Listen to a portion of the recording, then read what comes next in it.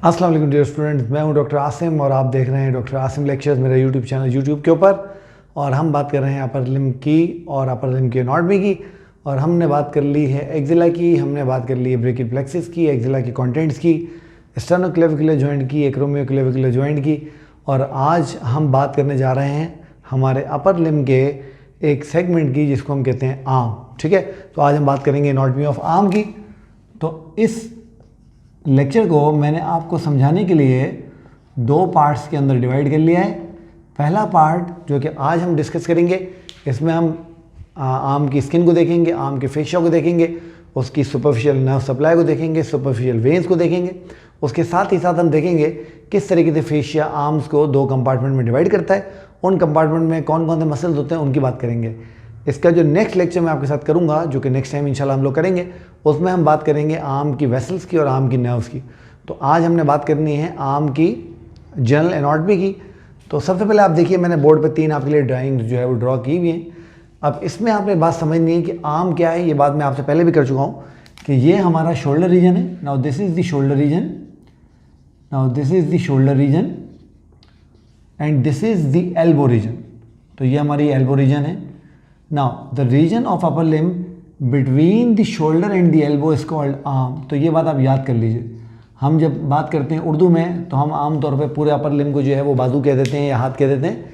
जब हम बात करते हैं लोअर लिम्ब की तो हम पूरे अपर जब हम बात करते हैं इंग्लिश में तो हम इसी तरीके से पूरे अपर लिम्ब को जो है वो हैंड कह देते हैं। मगर आपने ध्यान में रखना है कि एनाटॉमी के लिए ये थोड़ा सा डिफरेंट है। तो आर्म क्या होगा, शोल्डर और एल्बो के बीच का जो पार्ट होगा उसको जो है वो हम आर्म कहेंगे। ये बात आपने याद रखनी है, ठीक है। अब जब हम आर्म को देखते हैं तो हमें आर्म में एक बोन नज़र आती है और आपको पता है वो बोन जो है वो हमारी ह्यूमरस है। और यही ह्यूमरस जो है ये हमारी बोन ऑफ द आर्म है। अब ये ह्यूमरस जो है आपको पता है ये ऊपर स्कैपुला के साथ ग्लिनोह्यूमरल या शोल्डर जॉइंट बनाती है और नीचे ही एल्ना के साथ मिलके हमारा जो है वो एल्बो जॉइंट जो है वो क्रिएट करती है, फॉर्म करती है। साथ में थोड़ा सा पार्ट उसमें रेडियस का भी शामिल होता है। जब हम स्किन को देखेंगे तो स्किन जो हमारे आर्म की है वो कंटिन्यू होती है from the skin of the chest, और ये एक्जिला से जो है वो कंटिन्यू होके और हमारे आर्म के अंदर आ जाती है। और इसमें एज सच कोई स्पेशल क्वालिटी इस तरह की नहीं होती है, इसे सिवाय हमारे हैंड की। जब हम बात करेंगे हैंड की तो हम पाम में देखेंगे वहाँ पे स्किन बहुत मोटी हुई हुई है। अदरवाइज हमारे पूरे अपर लिम्ब की जो स्किन है वो बहुत सॉफ्ट और बहुत डेलिकेट स्किन होती है।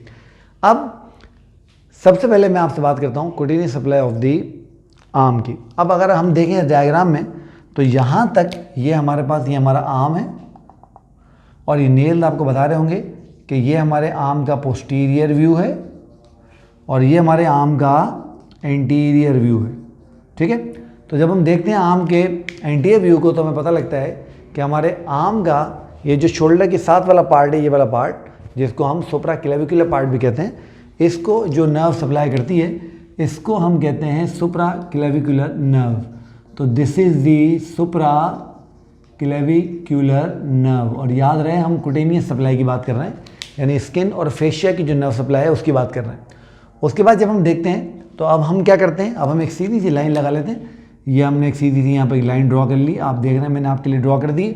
और आपको पता है हमारे अपर लिम्ब में जो हमारा थंब है वो लेटरल साइड पर होता है। तो this is the lateral side, this is the medial side. अगर मैं यहाँ से एक लाइन और ड्रॉ कर दूँ इन दोनों डायग्राम्स को अलग अलग करने के लिए तो that should be the medial side, ठीक है ना।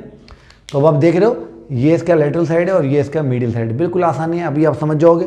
अब ये जो पार्ट है जो कि डेल्टॉइड मसल के साथ आपको ये वाला पार्ट नज़र आ रहा है, ये जो नर्व है ये लेटरल साइड की नर्व है, आप देख रहे हो, और ऊपर की तरफ है।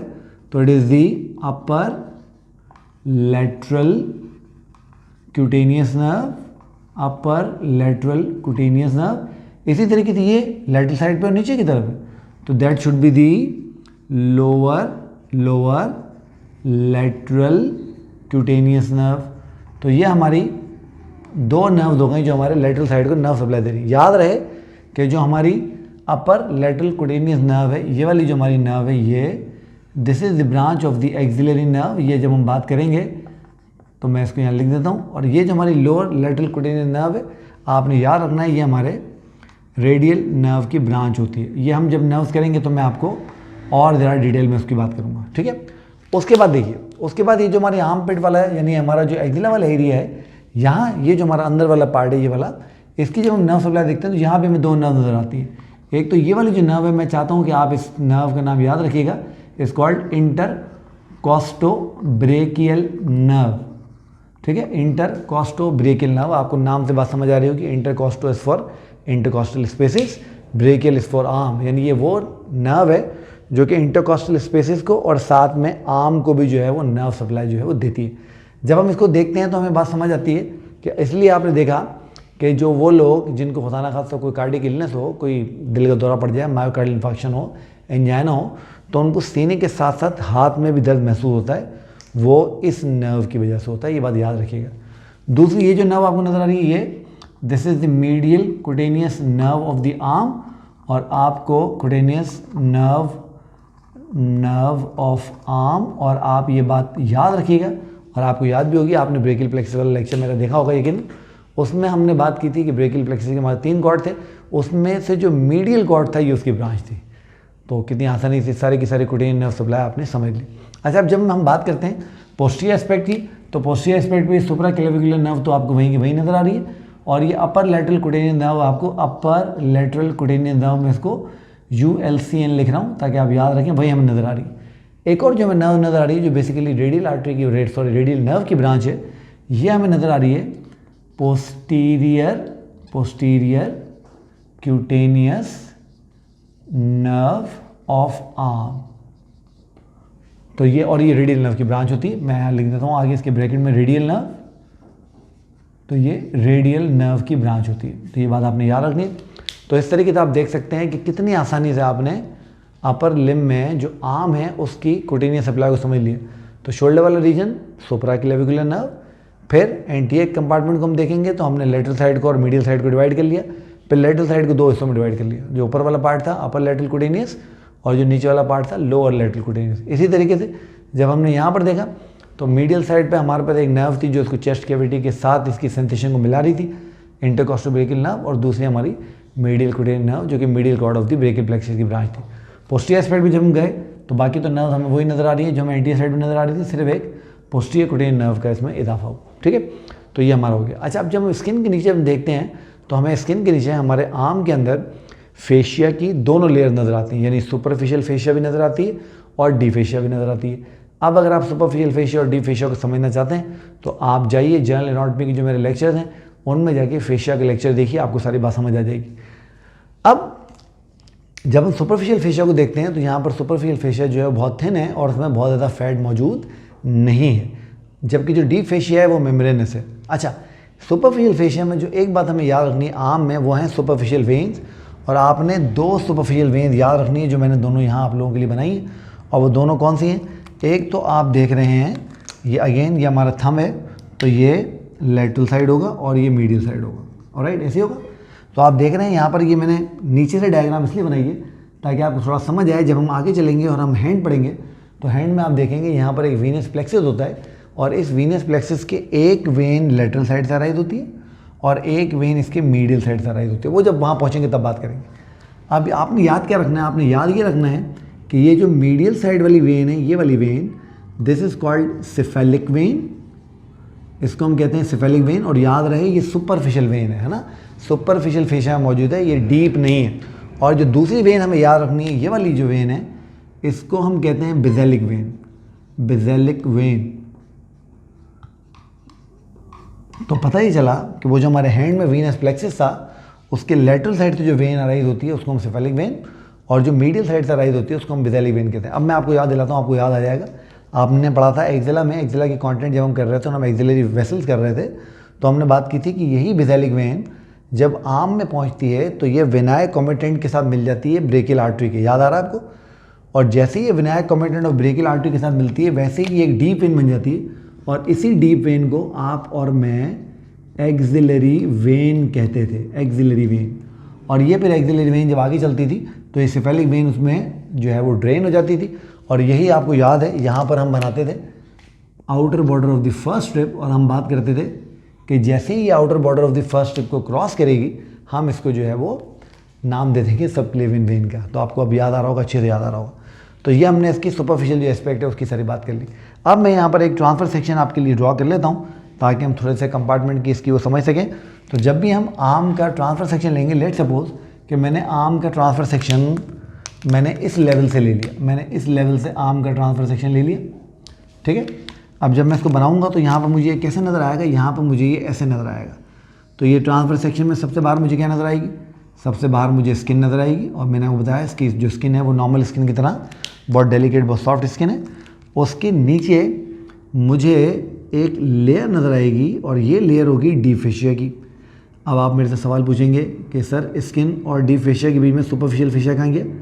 तो ये जो स्किन और डीप फेशिया के बीच में मैंने गैप बनाया है, इस गैप के अंदर हमारा सुपरफिशियल फेशिया मौजूद होगा और इसी सुपरफिशियल फेशिया में हमारी ये सुपरफिशियल जो वेन्स हैं वो मौजूद होंगे, ठीक है। अच्छा, तो ये हमारा डीप फेशिया हो गया। तो ये हो गया हमारा डीप फेशिया।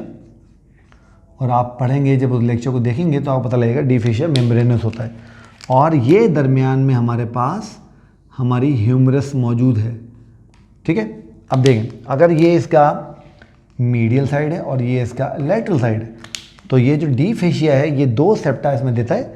और उनमें से एक जो सेप्टम होता है ये वाला, ये कहलाता है हमारा लेटरल सेप्टम, और एक जो सेप्टम होता है ये कहलाता है हमारा मीडियल सेप्टम। तो ये लेटरल और मीडियल सेप्टम हमारे आर्म को आप देख रहे हो क्लियर 2 कंपार्टमेंट डिवाइड कर देंगे। तो ये वाला जो कंपार्टमेंट होगा ये पोस्टीरियर कंपार्टमेंट होगा, पोस्टीरियर कंपार्टमेंट, और ये वाला जो कंपार्टमेंट होगा ये हमारा एंटीरियर कंपार्टमेंट होगा, ठीक है। अब याद रहे हमारे आर्म में जो हमारा एंटीरियर कंपार्टमेंट है, एंटीरियर कंपार्टमेंट ये हमारा फ्लेक्सर कंपार्टमेंट है, और जो पोस्टीरियर कंपार्टमेंट है ये हमारा एक्सटेंसर कंपार्टमेंट है। तो ये 2 कंपार्टमेंट हैं जो आपने इसमें जहन में रखने हैं, ठीक है। अब बाकी जो दोनों कंपार्टमेंट होंगे वो भले हमारे अपर लिम्ब में हो या लोअर लिम्ब में हो, जो फेशियल कंपार्टमेंट होते हैं उनके अपने मसल्स होते हैं, अपनी नर्व सप्लाई होती है, अपना एक्शन होता है, उनकी सारी चीज़ें जो है एक दूसरे से मुख्तलिफ होती हैं। तो अब मैं आपको लेके चलता हूँ इस लेक्चर के दूसरे हिस्से की तरफ। हम चलते हैं और हम अपना जो है वो कंप्यूटर चलाते हैं और वहाँ पे आपको इन्हीं डायग्राम्स को थोड़ा सा और एलैबोरेट करके दिखाते हैं, और साथ में आपको जो है मसल्स की ओरिजिन, इंसर्शन, उनके एक्शन और उनकी नर्व सप्लाई भी समझाते हैं, एंटीरियर कंपार्टमेंट की, पोस्टीरियर कंपार्टमेंट की। तो चलिए अब वो वाला पार्ट देखते हैं, आइए मेरे साथ। ऑलराइट, तो मैं हूँ आपके साथ इस लेक्चर के दूसरे हिस्से में। पहले हिस्से में हमने समझा कि आर्म क्या होता है, हमने बात की आर्म की स्किन की, उसकी कुटेनियस सप्लाई की, हमने बात की सुपरफिशियल वेन्स की, हमने बात की आर्म के फेशिया की, फिर हमने बात की आर्म के फेशियल कंपार्टमेंट की। अब हम चलते हैं और हम थोड़ी सी बात कर लेते हैं, जो मैंने आपको कहा कि हमने इस लेक्चर को 2 हिस्सों में डिवाइड कर लिया है। पहले हिस्से में हम आर्म के स्किन को देखेंगे, हम आर्म के फेशिया को देखेंगे, हम आर्म के मसल्स को देखेंगे, और साथ ही साथ उसके फेशियल कंपार्टमेंट्स की जनरल एनाटॉमी को देखेंगे। फिर उसके बाद सेकंड जो हमारा जो सेक्शन होगा उसमें हम बात करेंगे जो हमारा आर्म है उसके अंदर कौन कौन सी आर्टरीज हैं, कौन कौन सी नर्व्स हैं, उनकी बात हम सेकंड फेज में करेंगे। तो काफ़ी सारी बातें हम लोग ऑलरेडी कर चुके हैं। तो आइए हम चलते हैं, और इससे पहले मैं आपको कुछ डायग्राम दिखाता हूँ, जिन डायग्राम से आपका कॉन्सेप्ट और क्लियर होगा, और उसके बाद मैं आपको मसल्स ऑफ दी आर्म करवा देता हूँ। टोटल 4 मसल्स हैं, बड़े आराम से बहुत जल्दी तो हो जाएंगे। तो आइए हम देखते हैं। तो जब हम आर्म को देखते हैं तो आपको मैंने बताया है कि आर्म एक ऐसा पार्ट है हमारे अपर लिम्ब का जो कि हमारी शोल्डर और एल्बो के दरमियान में होता है। तो ये सारी बातें चूँकि ऑलरेडी आपको कर चुके हैं। तो ये देखिए, ये हमारा शोल्डर आपको नज़र आ रहा होगा और ये हमारी एल्बो है। तो शोल्डर और एल्बो के बीच में जो आपको एरिया नज़र आ रहा है, this is the arm of the upper limb. तो याद रहे कि आम उर्दू में तो हम पूरे अपर लिम्ब को ही वो हैंड कह देते हैं या बाजू कह देते हैं, मगर मेडिकल में, एनाटॉमी में थोड़ा सा इसमें अपने फ़र्क जो है वो जहन में रखना है। उसके बाद ये सारी बातें हम ऑलरेडी कर चुके हैं, इसके बारे में मैं आपसे ज़्यादा बात नहीं करूँगा। तो ये देखिए, वो जो फेशियल कंपार्टमेंट में नीचे डायग्राम बनाई थी वो आपको यहाँ नज़र आ रहा है। तो ये आपको यहाँ पर ह्यूमरस नज़र आ रही है। ह्यूमरस के देखिए स्किन सबसे बाहर में स्किन नज़र आ रही है। स्किन के अंदर ये वाइट कलर का हमें नज़र आ रहा है, this is the superficial fascia जो कि फैटी लेयर है, जहाँ पर हमारी वो वेसल्स थी, हमने बात की थी। उसके बाद ये जो ब्लू कलर की लेयर आपको नज़र आ रही है, this is the deep fascia. और देखिए डीप फेशिया ही वो सेप्टम बना रहा है जो बीच में जाके मीडियल लेटरल जो सेप्टम की हमने बात की थी, तो ये बीच में जाके आप देख रहे हैं ह्यूमरस से अटैच हो रहे हैं और ये हमारे आर्म को 2 पार्ट में डिवाइड करते हैं। Now this is the anterior compartment, this is the posterior compartment. और मैंने आपको बताया था कि जो आर्म का एंटीरियर कंपार्टमेंट होता है फ्लेक्सर कंपार्टमेंट होता है, और जो पोस्टीरियर कंपार्टमेंट होता है वो एक्सटेंसर कंपार्टमेंट होता है। जी आपको आर्म की डिफरेंट वेसल्स और नर्व नज़र आ रही हैं, इसके बारे में अगले लेक्चर में हम बात करेंगे। ओके, अब हमने ज़रा ये वही डायग्राम आपके सामने, अब हमने थोड़ी सी बात जो इस वक्त करनी है, हमने थोड़ी सी बात करनी है आर्म के मसल्स की। ये सेंसरी इनर्वेशंस की मैं आपको बात कर चुका हूँ। ये डायग्राम मैंने नीचे बोर्ड बनाई हुई थी, आपके सुप्राक्लेविकुलर नर्व नज़र आ रही है, upper lateral cutaneous, lower lateral cutaneous, medial cutaneous nerve, the arm intercostobrachial nerve, ये सारी की सारी नर्व आपको यहाँ पर नज़र आ रही है। इसी तरीके से ये आपको एक और किताब में से इमेज है। इसी तरीके से आपको ये सुपरफिशियल वेसल्स भी नज़र आ रही होंगी, ये सुपरफिशियल वेन्स आपको नज़र आ रही है।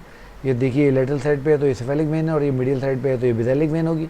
और बेसिलिक वेन और cephalic vein, basilic when he जब वेना अकोमोडेंट के साथ मिलती है, हमने बात की थी एक्जिला में कि जब बेसिलिक वेन वेना अकोमोडेंट और ब्रेकियल आर्टरी के साथ मिलती है तो वो बना लेती है हमारी एक्सिलरी वेन, और ये सेफेलिक वेन पर जाके एक्सिलरी वेन के अंदर ड्रेन हो जाती है। ये वो डायग्राम जो नीचे मैंने बोर्ड बनाई हुई थी, ये वाली आपको नज़र आ रही है। अब तो आपको सारा कॉन्सेप्ट क्लियर हो रहा होगा। लिम्फेटिक ड्रेनेज की मैं हमने पूरे एक्जिला की लिम्फेटिक ड्रेनेज के ऊपर पूरा अलग से लेक्चर किया है, और वो यकीनन आपने देखा भी होगा, सुना भी होगा। तो हमने बात की थी कि पूरे के पूरे अपर लिम्ब से जो लिम्फेटिक ड्रेनेज होती है वो चली जाती है हमारी लेटरल यानी ह्यूमरल जो नोड होती हैं उनके अंदर। सिर्फ एक जो स्ट्रिप होती है जो कि lateral side of the hand, lateral side of the forearm और lateral side of the arm की जो स्ट्रिप होती है वो जाके हमारा जो इंफ्राक्लेविकुलर ग्रूव है, जिसको हम डेल्टोपेक्टोरल जो नोड हैं वो कहते हैं, वहाँ पर जाके ड्रेन होता है। वही सारी बातें यहाँ पर लिखी हुई। ये वो आपको इंफ्राक्लेविकुलर ग्रुप और ये आपको लेटरल ग्रुप दोनों यहाँ नज़र आ रहे हैं, जहाँ पूरा का पूरा लिम्फेटिक ड्रेनेज जो है वो ड्रेन हो रहा है। कंपार्टमेंट ऑफ द आर्म की भी हम बात कर चुके हैं। हमारे आर्म में 2 कंपार्टमेंट है, एंटीरियर कंपार्टमेंट और पोस्टीरियर कंपार्टमेंट। तो हम बात करते हैं एंटीरियर कंपार्टमेंट की, तो एंटीरियर कंपार्टमेंट जो है फ्लेक्सर कंपार्टमेंट है, पोस्टीरियर कंपार्टमेंट जो है वो एक्सटेंसर कंपार्टमेंट है। दोनों के अपने मसल्स होंगे, अपनी नर्व्स होंगी, अपनी वेसल्स होंगी। और ये भी हमने बात की कि ये जो कंपार्टमेंट बनते हैं ये फेशिया के सेप्टम है जो जाते हैं अंदर की तरफ और ह्यूमरस से जाके अटैच हो जाते हैं। एक लेटरल सेप्टम था और एक मीडियल सेप्टम था। इस डायग्राम में आपको क्लियर नज़र आ रहा होगा। ये ब्लैक कलर की आपको लेयर जो नज़र आ रही है स्किन है, उसके नीचे येलो कलर जो है हमारा सुपरफिशियल फेशिया है, ये ग्रीन कलर जो है हमारा डीप फेशिया। और यहाँ से आप देख रहे हैं 2 सेप्टा अंदर जा रहे हैं और ह्यूमरस के साथ जाके अटैच हो रहे हैं, और ये इसको एंटीरियर और पोस्टीरियर कंपार्टमेंट में डिवाइड कर रहे हैं। एंटीरियर कंपार्टमेंट हमने बात की, इट्स द फ्लेक्सर कंपार्टमेंट। और यहाँ पर हमें 3 बहुत इंपॉर्टेंट मसल जो है वो नज़र आते हैं। कौन कौन से मसल हैं आप देखिए। नंबर 1 हमें यहाँ पे बाइसेप्स नज़र आ रहा है, नंबर 2 हमें कोरेकोब्रेकियालिस नज़र आ रहा है, और नंबर 3 जब मैं बाइसेप्स को रिमूव करूँगा, हटाऊँगा, तो उसके नीचे मुझे ब्रेकियालिस मसल जो है वो नज़र आएगा। और याद रहे एल्बो की फ्लेक्शन के लिए brachialis is the prime mover, bicep नहीं है, ब्रेकियालिस है। तो यहाँ पर देखिए हमारे 3 मसल नज़र आएंगे। हमारे बाइसेप्स है, हमारे कोरेकोब्रेकियालिस और ब्रेकियालिस है। इसके बाद जब ब्लड सप्लाई को हम देखेंगे तो ब्रेकियल आर्टरी यहाँ की ब्लड सप्लाई होगी। ब्रेकियल आर्टरी का थोड़ा सा हमने एक्सिलरी आर्टरी के साथ बात की थी, इसके ऊपर हम अगले लेक्चर में डिटेल बात करेंगे। और नर्व सप्लाई पूरे एंटीरियर कंपार्टमेंट की, यानी जितने मसल उनकी मस्कुलोकोटेनियल नर्व है। तो लिम्स को तो पढ़ना बड़ा आसान होता है। अब ये देखिए यहाँ पर हमारे पास ये मैंने आप स्नेल से आपके ये मसल के चार्ट उठाया हुआ है। तो देखिए 3 मसल हमारे पास हैं, एक हमारे पास बाइसेप है, एक हमारे पास कोरेकोब्रेकियालिस और ब्रेकियालिस। अब देखें बाइसेप्स के बारे में ये बात याद कर लीजिए, बाइसेप मसल तो आर्म का है मगर इसकी आर्म में कहीं भी अटैचमेंट नहीं है, यानी इसकी ओरिजिन जब हम देख रहे हैं तो ये सुप्रा गिलिनोइड टुबरकिल जो है स्केपुला का, वहाँ से जो है ये ओरिजिनेट कर रहा है। अब सुप्रा गिलिनोइड टुबरकिल क्या होती है, जब आप स्केपुला को देखेंगे तो आपको पता लगेगा स्केपुला पे जो गिलिनोइड कैविटी होती है, एक टुबरकिल छोटी सी उसके ऊपर होती है और एक छोटी सी उसके नीचे होती है। तो जो ऊपर वाली टुबरकिल है वहाँ से इसका लॉन्ग हेड अराइज होगा, और जो इसका शॉर्ट हेड है वो कोरेकोइड प्रोसेस अराइज होगा। मैं भी आपको उसका डायग्राम में दिखाता हूँ। दोनों पे जाएंगे, मिलेंगे, और नीचे जाके रेडियस की जो ट्यूबरोसिटी होती है, जिसको हम रेडियल ट्यूबरोसिटी कहते हैं, वहाँ जाके इंसर्ट हो जाते हैं। अब बाइसेप करता क्या है, बाइसेप मस्कुलोकोटेनियल नर्व से सप्लाई होता है। एक तो ये जो फ्लेक्शन होती है एल्बो की, उसमें असिस्ट करता है ब्रेकियालिस को, जिनको हम सिनर्जिस्ट भी कहते हैं। साथ ही साथ ये आपके जो आपकी जो अपना जो एल्बो है, सॉरी एल्बो के नीचे यहाँ पर एक छोटा सा जॉइंट होता है, स्क्वाड सुपियर रेडियल जॉइंट, यहाँ पर ये सुपिनेशन की मूवमेंट भी करवा सकता है। बट आपने ये बात ध्यान में रखनी कि सुपिनेशन कब करवा सकता है, जब एल्बो फ्लेक्स्ड होगी तब। अगर एल्बो एक्सटेंड होगी ऐसे तो ये सुपिनेशन नहीं करवा पाएगा। अच्छा याद रहे, चूँकि ये शोल्डर को भी क्रॉस कर रहा है तो ये शोल्डर का भी एक वीक फ्लेक्सर है। तो कितने एक्शन होगा इसके, 3 एक्शन होगा। नंबर 1 शोल्डर का वीक फ्लेक्सर है, नंबर 2 फ्लेक्स्ड अगर एल्बो है तो ये सुपिनेशन भी करवा सकता है, और नंबर 3 ये असिस्ट करता है ब्रेकियालिस को कि वो एल्बो की फ्लेक्शन करवाए। दूसरा जो हमारा मसल है कोरेकोब्रेकियालिस। अब देखें फिर इसके नाम पे गौर करें, coraco is for coracoid process of scapula, और ब्रेकियालिस मतलब हमारे जो आर्म की ह्यूमरस है। तो ये कोरेकोइड प्रोसेस ऑफ स्केपुला से ओरिजिनेट होता है और medial side of the shaft of the humerus पे आके इंसर्ट हो जाता है। मस्कुलोकोटेनियल नर्व की सप्लाई करेगी और ये क्या करेगा, ये शोल्डर की फ्लेक्शन करवाएगा। याद रखिए, और ये बात आपने याद रखनी है, चूँकि ये एल्बो को क्रॉस नहीं कर रहा तो कोरेकोब्रेकियालिस एल्बो पे मूवमेंट नहीं करवा सकता। ठीक है जी। ब्रेकियालिस अभी हमने बात की कि lower part of the shaft of the जो हमारा ह्यूमरस है उससे ओरिजिनेट करता है, और अल्ना का जो कोरोनॉइड प्रोसेस होता है, जो कि कभी कभी उसको अल्ना ट्यूबरोसिटी भी कुछ किताबों में लिखते हैं, वहाँ जाके ये इंसर्ट हो जाता है, और ये प्राइम मूवर है हमारी एल्बो की फ्लेक्शन का। और आपने याद रखना है और भूलना नहीं है कि ये भी मस्कुलोक्यूटेनियन नर्व से ही सप्लाई होता है। अब देखिए ये हमें यहाँ पर बाइसेप के 2 हेड आपको नज़र आ रहे हैं। तो एक तो आपको ये हेड नज़र आ रहा है ना, this is the glenoid cavity आपको नज़र आ रही होगी। इसके ऊपर से देखें सुप्राग्लिनोइड ट्यूबरकल से आ रहा है, इसका लॉन्ग हेड हो गया, और शॉर्ट हेड इसका कोरिकोइड प्रोसेस से आ रहा है। दोनों मिलके एक बेली बना रहे हैं जो यहाँ पे कट की गई है, क्योंकि जब तक ये बेली कट नहीं करेंगे हमें ये ब्रेकियालिस यहाँ पर नज़र नहीं आएगा। फिर देखिए नीचे जा रहा है और नीचे जाके रेडियस की ट्यूबरोसिटी के ऊपर जाके इंसर्ट हो रहा है। इसी तरीके से कोरिकोब्रेकियलिस आप देख रहे हैं कोरिकोइड प्रोसेस से आ रहा है और शेफ्ट ऑफ द ह्यूमरस पे इंसर्ट हो रहा है। और इसी तरीके से आप देख रहे हैं ये ब्रेकियलिस मसल है जो शेफ्ट ऑफ द ह्यूमरस से ओरिजिनेट हुआ और जाके अल्ना की जो ट्यूबरोसिटी ऑफ अल्ना है वहाँ जाके इंसर्ट हो गया। तो बिल्कुल आसान है, बहुत ईजी मसल्स हैं, तो पीस ऑफ केक वाली बात है। ये वही सारे मसल्स की डिटेल, और ये मैंने KLM से चार्ट उठाया है, कीथ एल्मोर से, तो आप इसको पढ़ लीजिएगा, देख लीजिएगा। और ये सारे आपके मसल नज़र आ रहे हैं। तो देखें ये ब्रेकियलिस नज़र आ, सॉरी बाइसेप नज़र आ रहा है। बाइसेप्स को बाइसेप आपको पता नहीं क्यों कहते हैं, 2 हेड होते हैं। तो ये इसका लॉन्ग हेड है, इसका शॉर्ट हेड, दोनों आपको नज़र आ रहा है। ये जाके रेडियस पे इंसर्ट हो रहा है। इस तरीके से ये हमें कोरिकोब्रेकियलिस नज़र आ रहा है और ये हमें ब्रेकियलिस नज़र आ रहा है। बात हमने इसकी ऑलरेडी डिटेल में कर ली। एक्शन नर्व सब तो बार दोहराने की ज़रूरत नहीं है। पोस्टीरियर कंपार्टमेंट जब हम देखते हैं तो मज़े की बात ये है कि जो पोस्टीरियर कंपार्टमेंट है वो एक्सटेंसिव कंपार्टमेंट है। पोस्टीरियर कंपार्टमेंट में एक ही मसल है, और वो मसल कौन सा है, मैंने आपको नाम बताया था, ट्राइसेप्स। शाबाश। तो यहाँ पर एक ही मसल है जिसका नाम है ट्राइसेप, और ये जो ट्राइसेप मसल है इसको ट्राइसेप क्यों कह रहे हैं, शाबाश। इसके 3 हेड हैं, कौन कौन से हेड हैं हम देख लेते हैं, अब इसी बात कर लेते हैं। तो एक ही मसल है ट्राइसेप है, और पोस्टीरियर कंपार्टमेंट आर्म का हो, फोर आर्म का हो या हैंड का हो, आप याद कर लीजिए, उसके मसल्स की जो मेन सप्लाई आती है वो हमारी रेडियल नर्व से ही आती है। ब्लड सप्लाई यहाँ पे प्रोफंडा ब्रेका है, वो क्या होती है उसकी हम नेक्स्ट लेक्चर में बात करेंगे जब हम वेन्स और आर्टरीज और नर्व्स करेंगे आर्म की। अब देखिए यहाँ पे लॉन्ग हेड है, लेटरल हेड और मीडियल हेड है। लॉन्ग हेड कहाँ से आ रहा है, इंफ्राग्लिनोइड ट्यूबरकल। अब याद है आपको जो हमारा बाइसेप्स था उसका जो लॉन्ग हेड था वो सुप्राग्लिनोइड ट्यूबरकल से आ रहा था। ट्राइसेप का इंफ्राग्लिनोइड ट्यूबरकल, मैंने आपको बताया था ना, ग्लिनोइड की एक ट्यूबरकल ऊपर है एक नीचे, तो इंफ्राग्लिनोइड ट्यूबरकल से आ रहा है। लेटरल हेड कहाँ से आ रही है, upper half of the posterior surface of the shaft of the humerus से, तो ह्यूमरस से आ रहा है। और मिडिल हेड कहाँ से आ रहा है, lower half of the shaft of the humerus. तो पता चला कि इसकी ओरिजिन अटैचमेंट स्केपुला पे भी है और उसकी अटैचमेंट जो है वो ह्यूमरस पे भी है। तो जो लेटरल हेड है वो ह्यूमरस पे ऊपर अटैच है, और जो मिडिल हेड है वो ह्यूमरस पे नीचे अटैच है, और जो इसका लॉन्ग हेड है वो इंफ्राग्लिनोइड ट्यूबरकल से अटैच है। जाके इंसर्ट कहाँ होते हैं, ये जब आप अपनी एल्बो को यहाँ हाथ लगाते हैं तो आपको ये बोनी प्रोसेस यहाँ फील होता है। This bony process called olecranon process. तो ये ऑलिक्यूरिनन प्रोसेस में जाके इंसर्ट हो जाते हैं, और जब आपको पता है ये कॉन्ट्रैक्ट करता है, तो जब ये कॉन्ट्रैक्ट करता है तो ये आपकी एल्बो को एक्सटेंड कर देता है इस तरह से। रेडियल नर्व इसकी नर्व सप्लाई होगी, और ये एक्सटेंसर है एल्बो का जिसे हमने बात की, ये आपको नज़र आ रहा है। तो देखें ये इसके इंफ्राग्लिनोइड ट्यूबरकल से इसका लॉन्ग हेड आ रहा है, ये इसका लेटरल हेड है, ये इसका मीडियल हेड है। Lateral head upper part of the shaft of the humerus attach है, और जो मीडियल हेड है वो मीडियल हेड वो lower part of the shaft of the humerus है। और आप देख रहे हैं ऑलिक्यूरिनन प्रोसेस में जाके इंसर्ट हो रहा है। तो ये मैंने KLM से इसका जो है वो चार्ट उठाया, चीज़ वही है। तो बेटा this is all about the first lecture of the anatomy of the arm. अब नेक्स्ट लेक्चर में जब मैं आपसे मिलूँगा तो हम लोग बात करेंगे किसकी, हम लोग बात करेंगे हमारे आर्म की ब्लड वेसल्स की और नर्व्स की। बड़ा इंपॉर्टेंट लेक्चर है वो भी, उसको आपने ध्यान में रखना है ताकि आप इंजरीज़ को जो है वो आप समझ सको अच्छे से। अच्छा एक और बात, आप मेरा चैनल देख रहे हैं, लाइक कर रहे हैं, पसंद भी कर रहे हैं, सब्सक्राइब भी कर रहे हैं, देखते जाइए, लाइक करते जाइए, पसंद करते जाइए, सब्सक्राइब करते जाइए। अपने सारे दोस्तों को इसके बारे में बताइए ताकि सब इससे जो है बेनिफिट ले सकें। मैं आपसे मिलूँगा नेक्स्ट लेक्चर में, मुझे दीजिए इजाज़त। टिल देन अल्लाह हाफिज़।